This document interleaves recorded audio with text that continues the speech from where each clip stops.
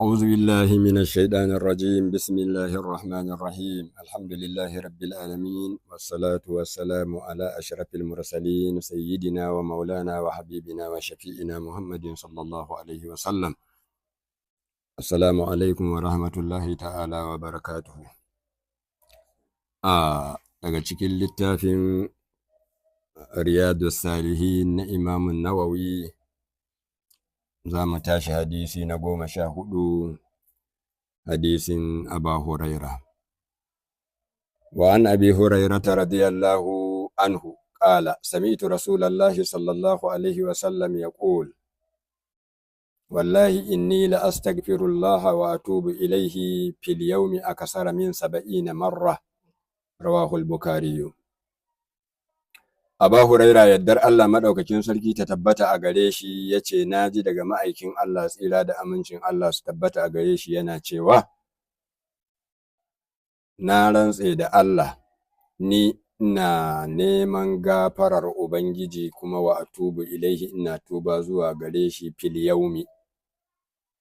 A wuni guda a kasara min 70 marra, sama da sau 70, Imamul Bukhari ya ruwaito wannan hadisi. To manzon Allah tsira da amincin Allah su tabbata a gare shi shine fa Allah yake ce masa, inna fatahana laka fatahan mubina liyaghfira laka Allahu ma taqaddama min zambika wa ma ta'akhkhara wa yutimma ni'matahu alayka wa yahdiyaka siratan mustaqima wa yansuraka Allahu nasaran aziza. Shi manzon Allah tsira da amincin Allah su tabbata a gare shi ba ma ya laifin, an riga da an yafe masa. Da zai yi laifin ma kafin ya yi an yafe, balle ma'asumi ne baya laifi. To amma a wannan hadisi ce sai da ya rantse, ce na rantse da Allah ina neman gafarar Allah. Wannan idan mun lura neman muke yi mu ƙarfafa maganar manzon Allah, wa ma yandiqu anil hawa in huwa illa wahayin yuha. Ai bai rantse ba ma, dama duk abin da ya faɗa wahayi ne, to ballantana ya rantse. Wannan ta'akidin yana nuna maka lallai duk inda ka ji manzon Allah ya yi rantsuwa, to kai fa ka himmatu wajen aikata wannan abu. Wanda baya laifi yana istighfari, to ina da kuma mai laifi, kaga ya zama mana wajibi mu tuba. Yace, inni la astaghfirullah, ina neman gafarar Allah wa atubu ilaihi, ina tuba zuwa gare shi fil yawmi, a wuni aksara min 70 marratan, fiye da sau 70, rawahu al-Bukhari. Imam al-Bukhari ya ruwaito hadisi.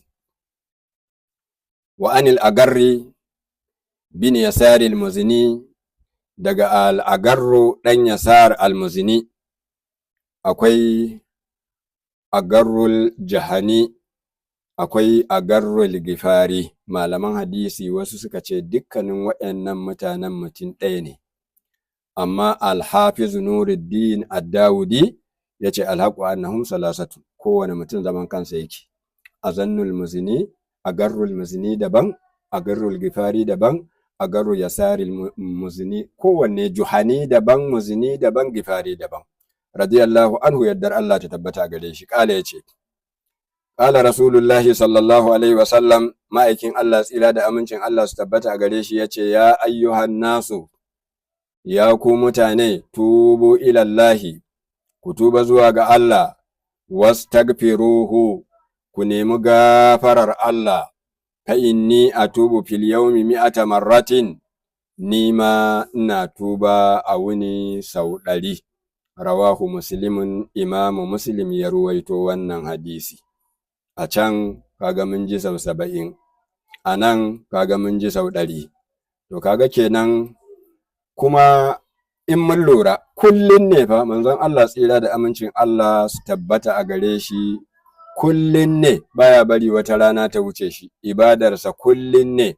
Duk wasu nafilfili da zaka ji an faɗa kullun ne, duk wani istighfari da zaka ji an faɗa kullun ne. To me kenan? Ɗan ɗariƙa. Sai ka zama ɗan ɗariƙar Tijjaniya, shi ne wanda yake da sharaɗi kullum ga abin da zai yi kulli yaumi, kuma kowanne istighfarin nan akwai hadisi sahihi a kansa, wanda ya mutu yana yi zai shiga aljanna. Salatin nan akwai sahihi a kansa, wanda ya mutu yana yi zai shiga aljanna. hailalan nan akwai hadisi sahihi akan ta, wanda ya mutu yana yi zai shiga aljanna. Kaji dalilin da yasa shehine suke cewa kai dan aljanna ne, in dai ka mutu akan wannan sharadin kai dan aljanna ne. Wa an abi hamzata Anas ibn Malik al-Ansari, daga Abu Hamza Anas dan Malik mutumin Madina, kadimi Rasulillahi sallallahu alaihi wa sallam, kadimin manzon Allah, tsira da amincin Allah su tabbata gare shi, radiyallahu anhu, yaddar Allah ta tabbata gare shi. Kala yace, kala Rasulullahi sallallahu alaihi wa sallam, lallahu afrahu bi taubati abdihi min ahadikum saqada ala ba'irihi wa qad aballahu fi ardi falatin, muttafaqun alaihi. Anas bin Malik yana da hadisai 2286. Sannan Anas ɗan Malik yana ɗan shekara 10 manzon Allah ya shigo garin Madina. Mahaifiyarsa kuma ta ɗauke shi ta kai wa manzon Allah, ƙolo ne a gidan manzon Allah, almajiri ne a gidan manzon Allah. Anas yana cewa, na zama ina tare da manzon Allah a kowane lokaci, bulaguro ko zaman gida, cikin gida ko a waje. Sannan Anas ɗin nan kadimi ne na manzon Allah, tsira da amincin Allah su tabbata a gare shi, yana cewa manzon Allah zaman da muka yi bai taɓa ce min dan me ka aikata ko kuma me yasa, ko me yayi kawai daidai ne. Saboda me? Saboda rahama irin ta manzon Allah, ba za a ce dan me ka aikata kaza ba, ba za a ce ai da kaza ma ka aikata yafi ba. A'a, haka ake tafiya. To Anas ɗin nan raihan na gonarsa ma ƙanshin almiski yake, saboda kusantar manzon Allah, tsira da amincin Allah su tabbata gare shi. Yace lallahu afrahu bi taubati abdihi. Anan da yace lallahu, akwai harafin rantsuwa da aka share, kana jin wallahi Allahu, shine aka shafe wa'yancan aka ɗauki lallahu. Afrahu, Allah shine mafi yarda, saboda afrahun nan mujazi ne ba haƙiƙi ba ne. Afrahu, Ubangiji shine mafi yadda ko kuma mafi saurin karɓa, bi taubati abdihi, da tuban bayansa, min ahadikum, daga ɗayanku, saƙaɗa ala ba'irihi, wanda ya sauka daga kan raƙuminsa, wa qad aballahu, raƙumin ya ɓatar da shi, fi ardi falatin, a cikin dokar jeji. Muttafaqun alaihi, Buhari da Muslim suka yi ittifaqi akan wannan hadisi. Wa fi riwayatin li Muslimin, a ruwayar Imam Muslim, lallahu ashaddu farahan, Allah shine mafi tsananin karɓa ko mafi tsananin gaggawar yadda da aikin bawa, bi taubati abdihi, da tuban bawansa, hina ya tubu ilaihi, yayin da ya tuba zuwa gare shi, min ahadikum, daga ɗayanku, kana ala rahilatihi, wanda ya kasance akan taguwarsa, bi ardi falatin, a dokar daji, fanfalatat minhu, ita wannan raƙumin nasa sai ya guje masa, wa alaiha mata'uhu wa sharabuhu, akan wannan raƙumin akwai kayan abincinsa, akwai kayan shansa. Fa'ayisa minha, sai ya ɗebe tsammani, tunda ya nemi raƙumin ya gaji. Wato abinda Annabi sallallahu alaihi wasallam yake gaya mana, mutum ne ya shiga dokar daji mai tsananin duhuwa, wanda babu alamar wani ɗan adam a gurin, tafiya ta kai ka cikin dokar daji. To shi wannan mutumin fa'ata shajaratan, sai ya je wa wata bishiya, falɗaja'a, sai ya kishingida ya kwanta, fi zilliha, a inuwar wannan bishiyar. Wa qad ayisa min rahilatihi, ya ɗebe tsammani daga wannan taguwa tasa, wannan raƙumi nasa. Kayan abincinka yana kai, ruwanka na sha yana kai, komai naka yana kai, yanzu kuma ka nemi raƙumin sama da ƙasa ka rasa shi. Ga kuma dokar daji ne, babu alamar gari kusa da gurin, ba ma mutum da zai taimake ka, ballantana gari. Fa bainama huwa kazalik, yayin da mutumin yake cikin haka, ya je gindin wata bishiya ya kwanta yana jiran mutuwa. To babu abinci, babu ruwa, kuma da ƙafa ba za ka iya dawowa gari ba, dama kana kan abin hawa ne. To iza huwa biha qa'imatan indahu, sai ga ta kuma bude idan da zai yi sai ga ta tsaya a kansa. Fa akaza bi khidamiha, sai ya riki linzaminta, sun maƙala sannan sai ya faɗa min shiddatil farhi, saboda tsananin farin ciki, Allahumma ya Allah anta abdi, kai ne bawa na, wa ana rabbuka, ni ne ubangijinka. A kaɗa'a wannan bawan Allah ya yi kuskure min shiddatil farhi, saboda tsananin farin ciki, yana so ya ce Allahumma anta rabbi wa ana abduka. Don me murna, kai ne ubangiji na, ni bawanka ne, amma tsananin farin cikin ya samu abincinsa da abin shansa da abin hawansa ba zai mutu ba, sai ya kuskure ya faɗi wannan maganar. To manzon Allah sallallahu alaihi wasallam ya ce duk da haka, yanda kaga haka, ubangiji shine mafi gaggawar karɓar aikin bawa tubansa fiye da wannan abin da ya yi. Wa abi Musa Abdullahi bin Qaisi al-Ash'ari, daga abi Musa Abdullahi dan Qaisu al-Ash'ari radiyallahu anhu, yaddar Allah ta tabbata a gare shi, anin nabiyyi sallallahu alaihi wa sallam, daga annabi tsira da amincin Allah su tabbata a gare shi, kala yace inna Allah azza wa jalla, lalle Allah mabuwayi madaukaki, ya busudu yadahu bil laili, yana shimfida hannun ƙudurarsa da daddare, liyatuba musi'ul laili, domin liyatuba musi'un nahari, domin masu laifin rana su tuba. Da daddare ubangiji yana sauraron tuban bawa, ayyukan da ka aikata na laifi da rana, to ubangiji yana sauraron ka da daddare ko zaka tuba. Waya busudu yadahu bin nahari, yana shimfida hannun ƙudurarsa da rana, liyatuba musi'ul laili, domin mai laifin dare ya tuba da rana. Ubangiji ba zai gushe ba yana karɓar tuban bayi, hatta ta ɗulu ashamsu min magaribiha, har sai rana ta hudo daga yammaci. Ma'ana, in wannan lokacin yayi to an rufe kofar tuba. Rawahu Muslimin, Imam Muslim ya ruwaito hadisin. Kaga kenan rahama ta ubangiji, ayyukan da muka aikata na laifi da rana, to da daddare kar mu je mu kwanta mu kama bacci, sai mu kama istighfari. Haka nan waɗanda suka yi laifuka na dare da rana su ta istighfari, ubangiji zai yafe laifukan, amma dai abin da ake nema ka tuba, kar ka koma wa laifi. Wa abi hurairata, daga aba huraira radiyallahu anhu, yaddar Allah ta tabbata a gare shi, kala yace qala rasulullahi sallallahu alaihi wa sallam, ma'aikin Allah tsira da amincin Allah su tabbata a gare shi yace, man taba qabla an tadlu ash-shamsu min magaribiha taballahu alaihi, duk mutumin da ya tuba tun kafin rana ta hudo daga yamma, to Allah ya karbi tubansa. Rawahu Muslimin, Imam Muslim ya ruwaito wannan hadisi. Babi ne na maganar tuba. Wa an abi Abdurrahman Abdullah bin Umar bin al-Khattab radiyallahu anhuma, anin nabiy sallallahu alaihi wa sallam, qala inna Allah azza wa jalla yaqbalu tawbatal abdi ma lam yugargir. Daga Abu Abdurrahman Abdullahi dan Umar dan Sayyidina Umar dan Khattab, yaddar Allah ta tabbata a gare su, yace daga manzon Allah tsira da amincin Allah su tabbata a gare shi, annabi sallallahu alaihi wasallam yana cewa, lalle Allah mabuwayi madaukaki yana karbar tuban bawa, matukar bawa bai kai gargara ba.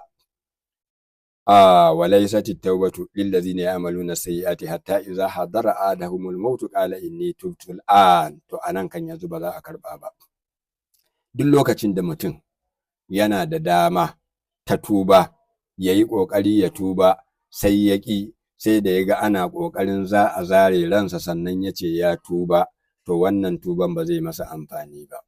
Baka ga Fir'auna ba, yayi iya kokarin sa, duk ya ƙarar da rayuwarsa cikin ɓarna, amma lokacin da ya ga ba makawa fa za a zare ransa, sai ya ce fa amantu, ya yi imani da banu Isra'ila, abinda annabi Musa nan ya yi imani da shi, shi ma ya yi imani da shi. Allah me ya ce masa? Lana wa qad asaita qablu wa kunta minal mufsidin. bayan ka gama ɓarnace-ɓarnacenka, sannan sai yanzu mala'ika Jibrilu yana gaya wa manzo sallallahu alaihi wasallam lokacin da Fir'auna yake cewa amantu ɗin nan, ya ɗebo taɓo ya cusa a bakin Fir'auna, saboda me aika-aikan yayi yawa. A rana ɗaya jirajirai abin da ya sa aka kashe, an kashe 120,000 banda na wasu lokuta daban-daban. To duka wannan fa ga ikirarin cewa shi Allah ne, ga cin mutuncin annabi Musa, abubuwan sun taru sun yi yawa. Amma mala'ika Jibrilu ya ce lokacin da na je yana ƙoƙarin kalma, to sai na ɗebo taɓo, sai yana gaya manzon Allah, ina ma a ce kaga lokacin da nake cusa masa taɓo a bakinsa don kar ya faɗi kalmar da zai tsira. To ai laifin ne yayyawa. Rawahu Tirmidhi, Imam Tirmidhi ya rawaito hadisin wa qala hadisun hasanun, yace hadisi ne kyakkyawa. Wa an Zirr bin Hubaysh qala ataitu Safwana bin Asal radiyallahu anhu as'aluhu anil mashi ala al-khuffayn faqala ma ja'a bika ya Zirru. Shi Zirrun nan yana da hadisai 21 kuma sannan tabi'i ne. To yanzu anan yana gaya mana yana zuwa wajen sahabbai yana ɗaukan karatu. Ƙala yace ataitu Safwana bin Asal, naje wa Safwanu dan Asal, yaddar Allah ta tabbata a gare shi, as'aluhu, ina tambayarsa anil mashi, game da shafa alal khuffaini, a bisa khuffi, shafar khuffi. Faqala, sai yace ma ja'a bika ya Zirru, menene yazo da kai ya Zirru? Faƙultu, sai na ce masa ibtiga al'ilmi, na zo neman ilimi. Faƙala, sai ya ce innal mala'ikata, lallai mala'iku taba'u ajnihataha, tana ajiye fuka-fikinta li ɗalibin ilmi, ga mai neman ilimi. Rida bima ya ɗilubo, saboda yadda da abin da shi wannan bawa yake nema. Faƙultu, sai na ce innahu qad hakka fi sadari almashu alal khuffaini ba'da al-ga'idi wal bawli. Yace abin da ya sosu zuciyata shine shafa a bisa huffi na guda biyu. Sahabin Nabiyyi sallallahu alaihi wa sallam, kai kuma mutum ne daga cikin sahabban Annabi, tsira da amincin Allah su tabbata a gare shi. Fajitu as'aluka, yanzu gashi nazo ina tambayarka, hal sami'tahu yazkuru min zalika shay'an? Yace shin ka taɓa ji manzon Allah ya ambaci wani abu game da wannan mas'ala da nazo da ita, wannan tambaya da nazo da ita? Ƙala na'am. Sai ya ce masa ƙwarai da gaske. Kana ya'muruna idza kunna safaran aw musafirin, shakkul lirawi. Yace manzon Allah, tsira da amincin Allah su tabbata a gare shi, ya kasance yana umurtar mu yayin tafiya ko kuma muna halin bulaguro, Allah nan zai a khifafana salasata ayyamin wa layaliyahunna, kar mu cire huffinmu kwana 3 wuni da kwanan gaba ɗaya, in dai muka riga da muka yi alwala kamila, cikakkiyar alwala, sannan tukunna muka sa huffin. To manzon Allah, tsira da amincin Allah su tabbata gare shi, yana ce mana kar mu cire har zuwa kwana 3, illa min janabatin, sai dai idan janaba ta samu mutum. Lakin sai dai min ga'idin wa baulin wa naumin, daga bayan gida ko bawwali ko bacci, idan mutum ya tashi sai dai ya je ya yi tsarki, ya zo ya wanke dukkanin gaɓoɓin da ake wankewa na alwala, amma idan ya rage ƙafafu kawai sai ya sa hannayensa ya taɓa lema, sai ya shafa kan wannan takalmin nasa na fata, shine abin nufi. Amma idan janaba ta samu mutum akan kufi ɗin,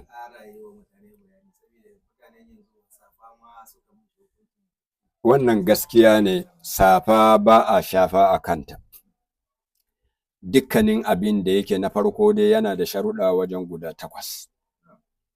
Ana neman ya zama fata, fatan nan kuma ɗinke ta aka yi.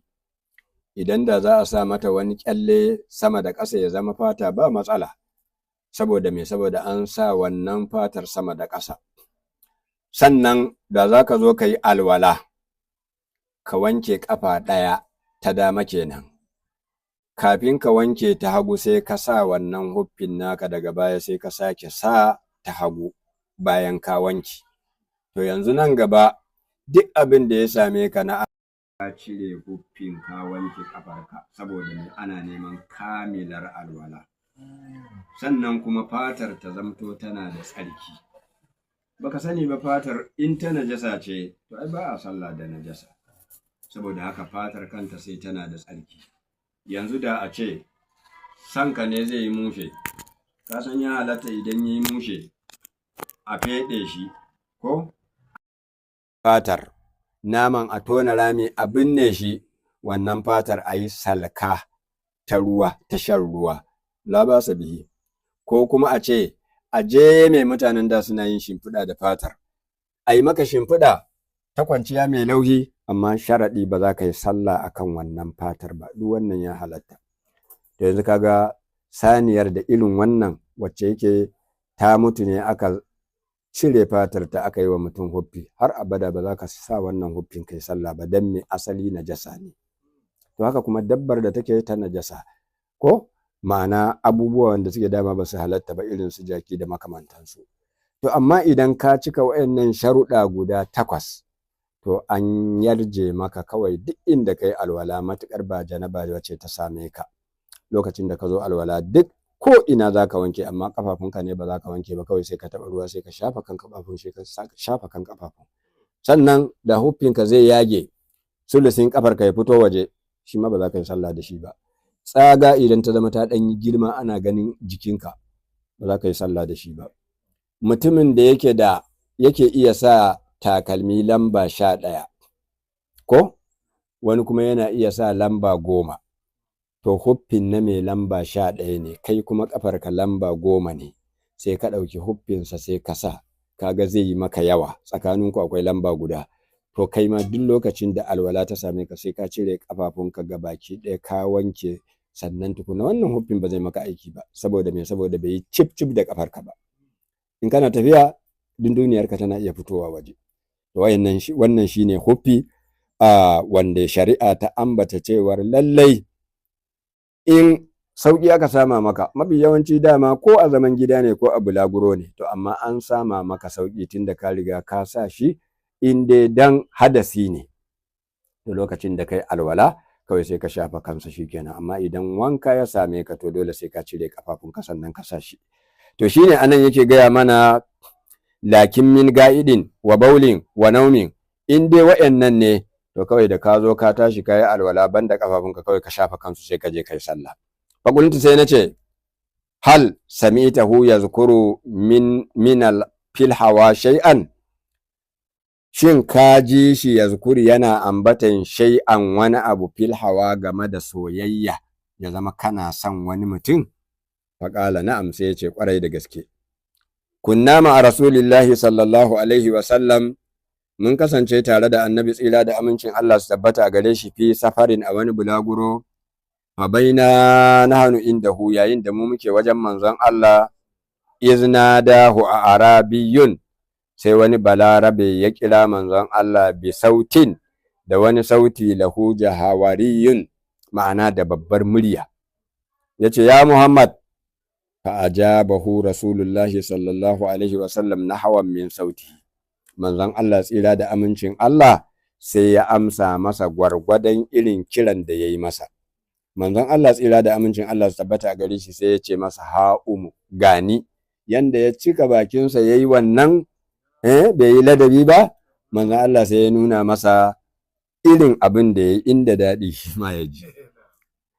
Fa qultu lahu, sai na ce masa wai haka kai tonka, agbub min sautika, kai ƙasa da muryarka, fa innaka inda nabiyyi sallallahu alaihi wasallam, kai fa kana wajen annabi ne tsira da amincin Allah su tabbata a gare shi. Wa qad nihita an hadha, kuma an hane ka game da wannan ayar alqur'ani ta zo an hana. Ya ayyuhallazina amanu la tuqaddimu bayna yaday Allahi wa rasulihi wattaqullaha innallaha samiun alim. Ya ayyuhallazina amanu la tarfa'u aswatakum fawqa sautin nabiyyi wa la tajharu lahu bil qawli kajahari ba'dikum li ba'din an tahabada a'malukum wa antum la tash'urun. Daga murya fa a gaban manzon Allah tsira da amincin Allah su tabbata gare shi. Kuma har gobe da zaka je ziyara, in ka shiga wajen ziyararsa ba za ka daga sautin ka ba, har gobe wannan aya tana aiki. To sai ya ce masa an hana ka daga murya. faƙala sai ya ce wallahi la agadu, ni kan ba zan yi ƙasa-ƙasa da muryata ba. Ƙalal a arabiyu, sai wannan balaraban ya ce almar'u yuhibbul qauma, yana tambayar manzon Allah tsira da amincin Allah su tabbata a gare shi, shi wanda ya ɗaga muryar aka ce ƙasa-ƙasa ya ce ba zai yi ba, sai yake gaya wa manzon Allah almar'u yuhibbul qauma, mutum ne yake son mutane, walamma yalhaq bihim, amma bai riske su a wajen aiki ba, ayyukan da suke yi shi ba zai iya yi ba, amma fa yana tsananin son su. Ƙalan Nabiyu sallallahu alaihi wasallam, annabi tsira da amincin Allah su tabbata a gare shi ya ce almar'u ma'aman ahabba yawmal qiyamati, ai shi mutum yana tare da wanda yake so gobe alƙiyama. A hadisin Anas ya ce ba mu taɓa farin ciki kamar wannan ranar ba. Kullum ayoyi suna sauka, ko? Hadisai kullum ga sunan, ayoyi kullum ga sunan, wanda ya aikata kaza za a ba shi lada kaza, wanda ya laifi kaza za a ba shi zunubi kaza, abu kaza idan ya faru abu kaza ne hukuncinsa. Ka duba da yanda ake maganar aljanna, da yanda ake maganar wuta, da yanda ake maganar duk wani daɗi na aljanna da matan hurul in, da kuma abin da ma kunne bai taɓa ji ba, ko? Sannan tuwa a zuciyar ɗan adam ba duka akwai a aljanna, duk kuma ana gaya wa sahabban annabi, sai suka ce wallahi ba mu taɓa farin ciki irin na wannan ranar ba, cewa mutum yana tare da wanda yake so ranar tashin alƙiyama. Kaga dama annabi sallallahu alaihi wasallam shine abin son su, abin son mu, to duk sun yi kwandemin ayyukan, kawai ba su taɓa jin farin ciki irin na wannan ba, tunda dai muna son manzon Allah gobe alƙiyama muna tare da shi. Fama zala yuhaddisuna, yace bai gushe ba yana mana bayanin hadisi hatta zakara baban, har ya ambaci wata kofa minal magaribi, tana mafaɗar rana, masirata ardihi, tafiyar kofar, au yasiru rakibu, ko kuma mahayi zai yi wannan tafiya fi ardihi a faɗin kofar 40, shekara 40, au 70, ko kuma shekara 70, ma'ana shakkun lirrawi, cewar shekara 40 ko shekara 70, kuma ya ce masiratu ardihi yasirur rakibi, duka dai wannan shakkun lirrawi ne. Ƙala Sufyanu ahadur ruwati, Sufyanu ɗaya daga cikin masu ruwaya ya ce ƙibala Sham, tana Siriya.